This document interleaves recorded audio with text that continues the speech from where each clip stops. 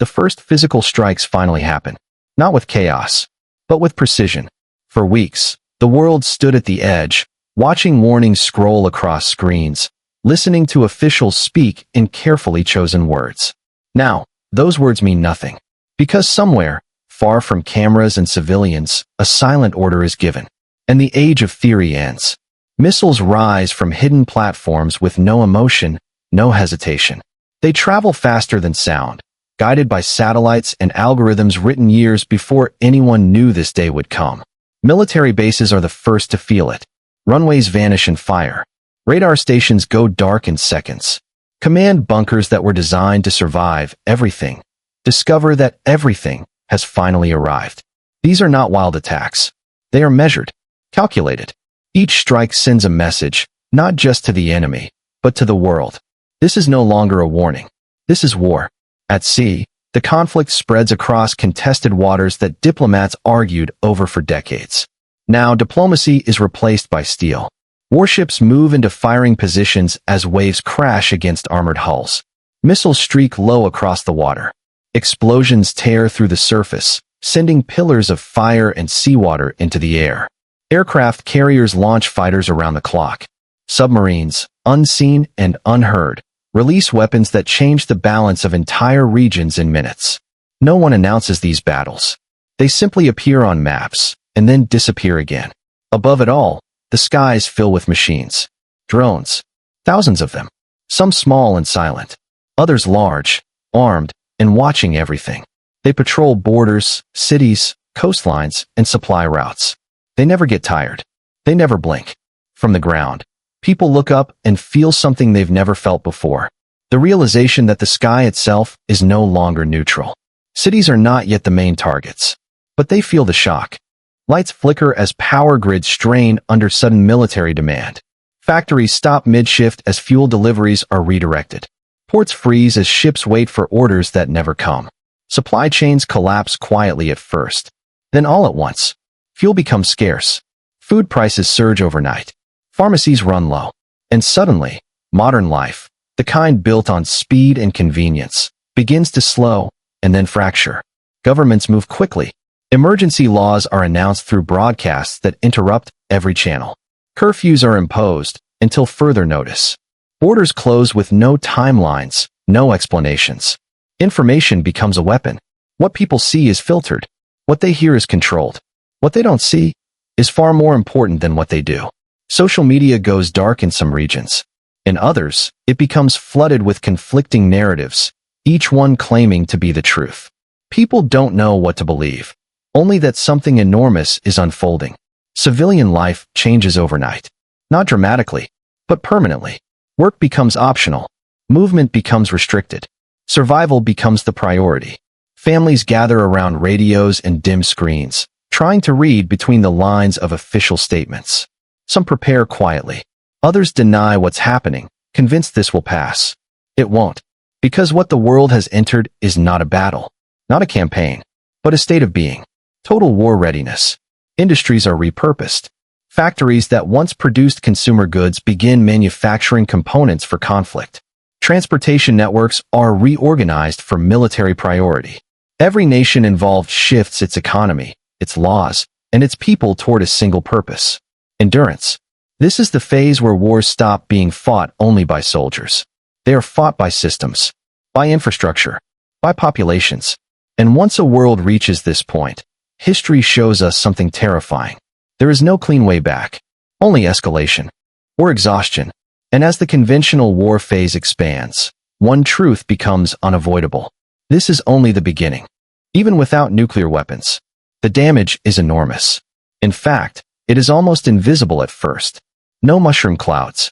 No cities instantly erased from the map. No single moment the world can point to and say, this is when everything ended. Instead, collapse begins quietly. Through systems. Through networks. Through decisions made far from the battlefield. This is economic warfare. And it is just as deadly. Global trade halts. Not gradually. Not slowly. It stops. Cargo ships remain anchored offshore, engines silent. Ports that once moved trillions of dollars each year fall eerily quiet. Cranes stand frozen midair, as if time itself has paused. Factories wait for parts that will never arrive. Retail shelves empty, not because of panic, but because nothing is coming to refill them. The global economy, built on constant motion, suddenly cannot move. Shipping lanes are blocked. The narrow arteries of global commerce, the straits, canals, and choke points, become zones of confrontation. Insurance companies pull out. Commercial captains refuse to sail. Military vessels take their place. A single blocked passage can paralyze continents. Oil doesn't flow. Food doesn't arrive. Medicine expires in warehouses thousands of miles away. The oceans are still there, but the world no longer moves across them. Air travel becomes almost non-existent. Civilian skies go dark. Airports that once handled hundreds of thousands of passengers a day now echo with emptiness. Departure boards are filled with one word: canceled. Planes are grounded not by weather, but by risk. Fuel shortages, airspace closures, fear of escalation. Only military aircraft remain in the sky, tracing invisible lines of power overhead. The world shrinks rapidly when people can no longer move. Currencies begin to lose value. At first, it looks like volatility. Markets fluctuate. Analysts reassure. Governments deny. Then confidence breaks. Exchange rates collapse overnight. Savings evaporate in days. Wages can no longer keep up with prices. Money still exists, but it no longer means the same thing. People stop asking how much does it cost? They start asking, can I even get it? Inflation explodes. Not by percentages, but by realities.